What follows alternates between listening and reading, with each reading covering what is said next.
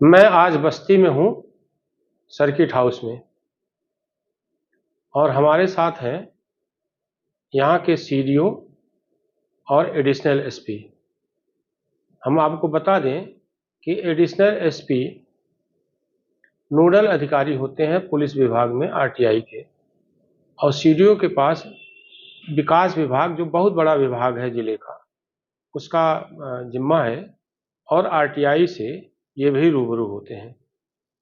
आज इन दोनों के साथ हम आरटीआई पर थोड़ी चर्चा करेंगे, और उनके बहुत सारे सवाल भी हो सकते हैं जिनका हम समाधान भी करना चाहेंगे। पहले हम सीडीओ से मुखातिब होते हैं। पहले थोड़ा आप अपना परिचय दीजिए, फिर थोड़ा सा आरटीआई के बारे में अगर आपके पास कोई अनुभव है, कड़वा या मीठा जैसा भी है, आप उसको बताइए। अगर कोई सवाल होगा तो हम उसका जो है समाधान करेंगे। नमस्कार सर, मैं डॉक्टर राजेश कुमार प्रजापति। मैं मुख्य विकास अधिकारी बस्ती में हूँ सर। और इसके पहले विभिन्न जनपदों में रहा हूँ सर। 2000 बैच है सर मेरा पीसीएस का, और 2016 मेरा आईएएस का बैच है सर। और सर, बिल्कुल सही है सर कि जो आईटीआई आरटीआई आया है, इससे निश्चित तौर पर लोगों को बहुत सारी चीज़ फायदे भी होते हैं। बहुत सारी जो ऐसी जानकारी होती है जो हमको आम जन से नहीं मिल सकती थी। अभिलेखों से या विभागों से अगर हम लोग लेना चाहते थे, कई तरह की दिक्कतें थी। लेकिन आरटीआई आने से यह निश्चित तौर पर है कि वो सूचना देना विभाग का एक मूल दायित्व और बाध्यकारी भी है सर। तो इसके लिए निश्चित तौर पर सर, आप बधाई के पात्र हैं सर कि आप यहाँ पर आए सर और हम लोग को इतना समय दिया सर। देखिए, जो आप ये कह रहे हैं कि ये मूल दायित्व है, मैं थोड़ा स्पष्ट कर दूं, ये मूल दायित्व नहीं है। आरटीआई में जवाब ये मूल दायित्व नहीं है, ये मूल दायित्व के साथ उसी के समान दायित्व है, ड्यूटी है। जैसे आरटीआई एक्ट में कहा है कि आरटीआई का जवाब आप 30 दिन में देंगे, 30 दिन के भीतर देंगे। इसका सीधा मतलब है, संभवतः आरटीआई में इसका ये मतलब है कि आप 30 दिन में जवाब देंगे। इसका ये मतलब कि जो आप, और ये भी स्पष्ट किया गया है कि आप अपने मूल काम के साथ आरटीआई का भी काम देखेंगे, जो एक ड्यूटी है आपकी। मूल काम क्या है? सीडीओ के रूप में आपका काम है, या जिस पद पर भी जो अधिकारी है, सीडीओ के रूप में दायित्व है कि विकास का जो भी काम है जिले का, वो आपका मूल काम है, और वो बड़ा काम है। हो सकता है वह मूल दायित्व निभाते निभाते आपको समय कम मिले आरटीआई का जवाब देने के लिए, तो वह काम करते हुए आप आरटीआई का जवाब दें या दिलवाएं। इसलिए 30 दिन का समय दिया गया है कि 30 दिन में कोई दिन तो ऐसा निकलेगा, कोई घंटा आपके पास ऐसा निकलेगा जिसमें आप आरटीआई का जवाब देंगे या उसका पर्यवेक्षण करेंगे। सीडीओ के नाते जवाब देने की जिम्मेदारी संभवतः शायद आपकी नहीं है। आप जो है प्रथम अपीलीय अधिकारी नहीं भी हैं, तो भी अगर आपके पास कोई एप्लीकेशन आता है, तो आपके पास अगर सूचना है, तब भी आप किसी को आप निर्देश देंगे अपने विभाग में सूचना देने के लिए। वो डीपीआरओ को दे सकते हैं, आप डीडीओ को दे सकते हैं, या जिससे संबंधित हो उसको आप निर्देश दे सकते हैं। और अगर सीधा जवाब देना है तो सीधा भी दे सकते हैं। लेकिन ये 30 दिन के भीतर किसी भी तरह का जवाब देना अनिवार्य है। और अगर आपको अंतरण करना है, यानी आपके पास जवाब नहीं है, या मतलब धारित नहीं है सूचना, तो आप अंतरण करेंगे, और अंतरण वह 5 दिन के भीतर करेंगे। अंतरण में केवल इतना लिखना होता है कि यह सूचना इस कार्यालय में धारित नहीं है, संबंधित को निर्देशित किया जा रहा है, और एक निर्देश आप दे देंगे, सूचना वहां से प्राप्त करेंगे, आपकी ड्यूटी खत्म। और कोई शंका?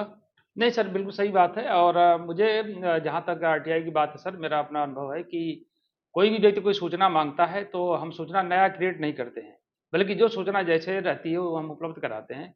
और इससे बहुत तरह के गलत कार्यों का भी हमें पता चल जाता है कि बहुत सारे हमारे जो आरटीआई के लोग एक्टिव कार्यकर्ता हैं, वो पूछते रहते हैं कि डेवलपमेंट के बारे में कि प्रधान जी ने ये काम कराया नहीं कराया, प्रमुख जी ने ये काम कराया कि नहीं कराया। अगर कराया है तो उसकी सूचना मांगते हैं, 1 साल का, 2 साल का, कई मांगते रहते हैं।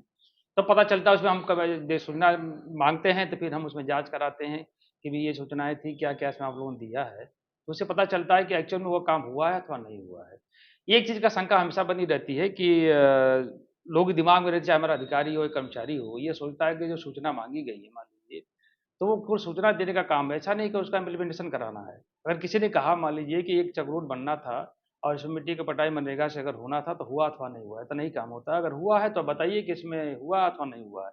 ये नहीं होगा कि ये वो काम माँगा गया है कि काम नहीं हुआ तो क्यों नहीं हुआ? ये प्रश्न नहीं आता है, लेकिन लोगों के दिमाग में बात रहती है।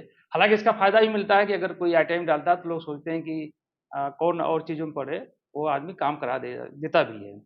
नहीं, देखिए अब हम इसमें हस्तक्षेप करेंगे। देखिए अगर कोई ये पूछता है कि ये काम हुआ या नहीं हुआ, योजना बनी या नहीं बनी, तो ये एक प्रकार से ये औचित्य का सवाल है। इसमें बिल्कुल ज़रूरी नहीं कि आप उसमें जवाब दें।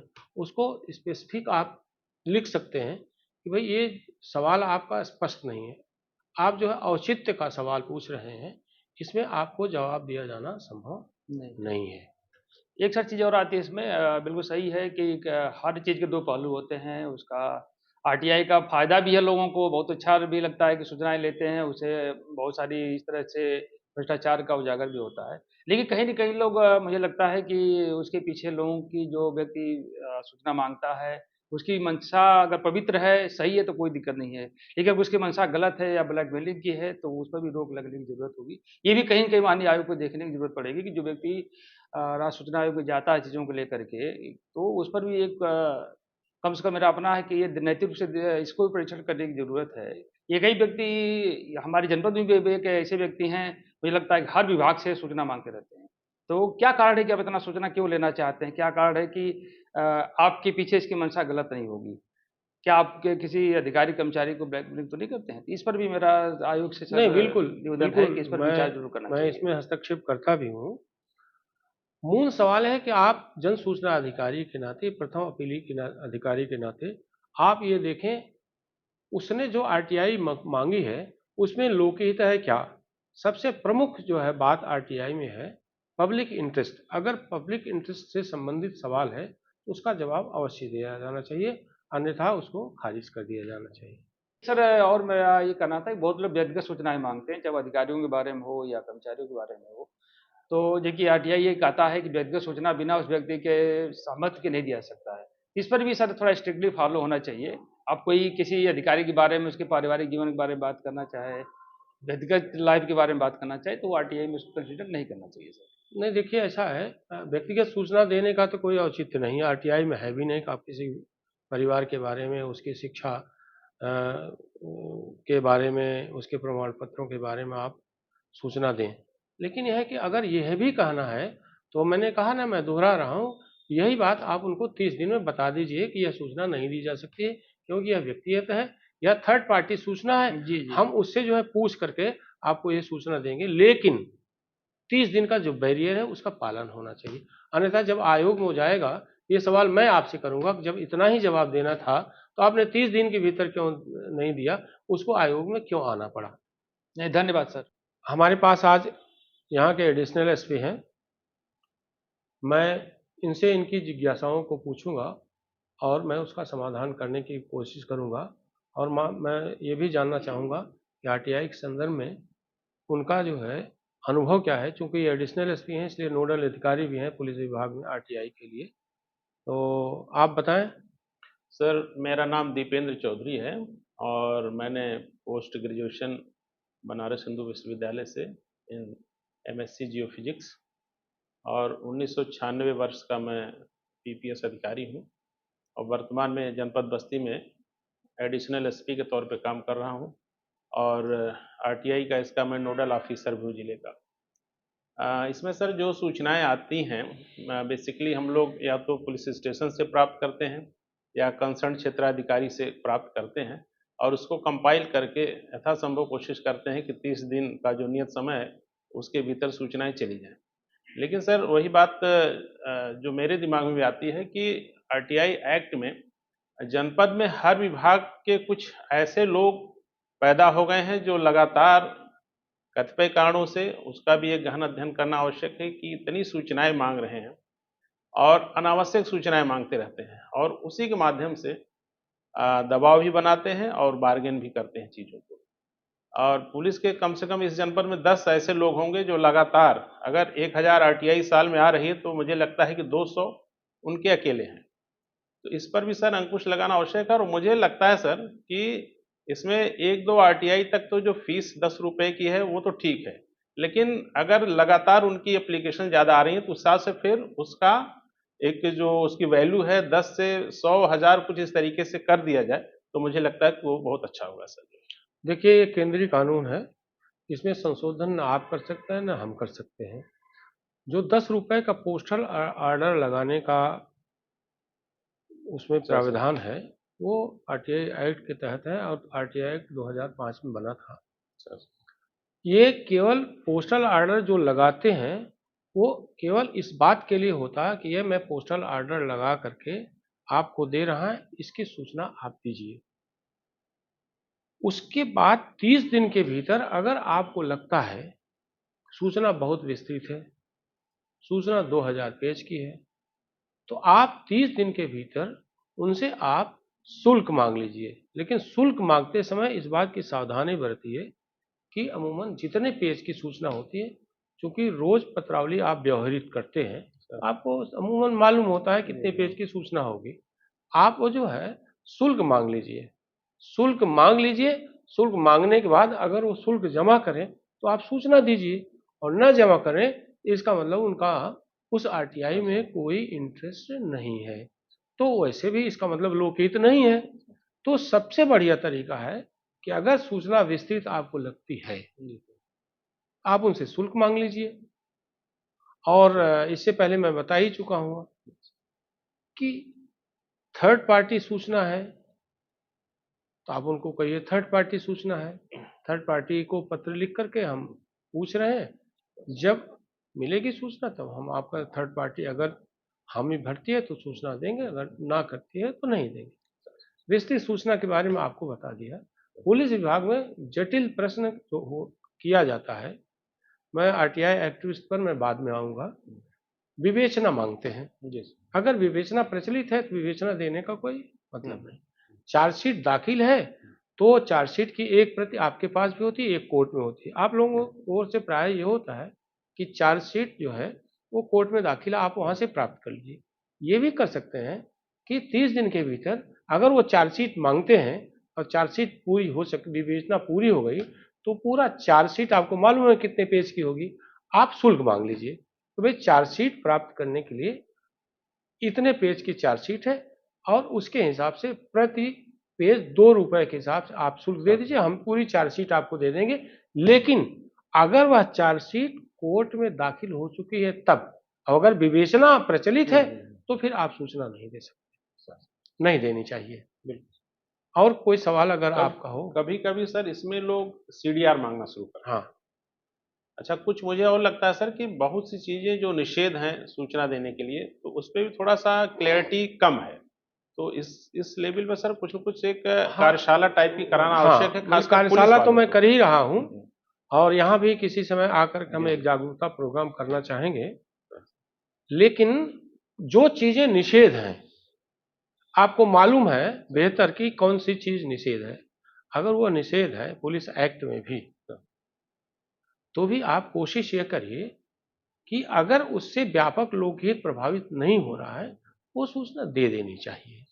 जहाँ तक आरटीआई एक्टिविस्टों का मामला है, यह एक रोग है। सच बात यह है, इससे हम लोग भी जो है एक प्रकार से चिंतित रहते हैं। लेकिन अब है, कानून का दुरुपयोग होता है, कई कानूनों का दुरुपयोग हो रहा है, इसका भी दुरुपयोग होता है। लेकिन आरटीआई एक्ट में आरटीआई लगाने वाले चाहे कितनी भी आरटीआई रहेंगे, उसमें प्रतिबंध का कोई एक्ट में कोई प्रावधान नहीं है। उसका बस एक ये है कि एक केस गया था जो मैं बार बार अपने सूचना की दुनिया में, जिस पर मैं फोकस भी करता हूँ, कि सीबीएसई बनाम आदित्य बंदोपाध्याय एक सुप्रीम कोर्ट में केस गया था, सरकारी विभाग की ओर से गया था। आप गूगल करेंगे तो पूरा वो पता चल जाएगा। मैं इस पर दबाव भी देता हूँ, फोकस भी करता हूँ। उसमें ये कहा गया है, सुप्रीम कोर्ट ने कहा है कि अगर किसी विभाग में इतनी आरटीआई पड़ जाए, इतनी सूचना मांगी जाए कि आपका मूल कार्य प्रभावित हो जाए। यानी पुलिस का मूल कार्य क्या है? अपराधियों की धरपकड़ है, कानून व्यवस्था है, लोक व्यवस्था है, समाज में कानून व्यवस्था का राज्य स्थापित करना मूल कार्य ये है।